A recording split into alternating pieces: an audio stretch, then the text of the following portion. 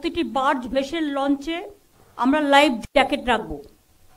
এছাড়াও জিপিএস ট্র্যাকিংয়ের ব্যবস্থা করা হয়েছে। শুধু তাই নয়, আবার বিকেলে স্যাটেলাইট ট্র্যাকিংয়েরও ব্যবস্থা থাকবে ইসরোর সহযোগিতায়, যাতে ইন্টারনেট গন্ডগোলে জিপিএস ট্র্যাকিংয়ের সমস্যা হলেও আমাদের ভেহিকেল ট্র্যাকিংয়ের কোনো সমস্যা যাতে না হয়। স্যাটেলাইট ট্র্যাকিং আরও অ্যাকুরেটও হয়। গঙ্গাসাগরে আমাদের যে মেগা কন্ট্রোল রুম থাকবে, সেখান থেকে এগুলো মনিটর করা হবে। ট্রাফিক সঠিকভাবে রেগুলেট করবার জন্য বিভিন্ন গুরুত্বপূর্ণ রাস্তায় 13টি বাফার জোনে ও 10টি বাফার জোন করা হচ্ছে।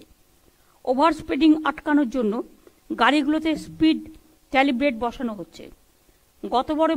গতবারের মতোই এবারেও সিঙ্গেল টিকিট ইউজ করা হবে, যেটা গঙ্গাসাগর যাওয়ার জন্য।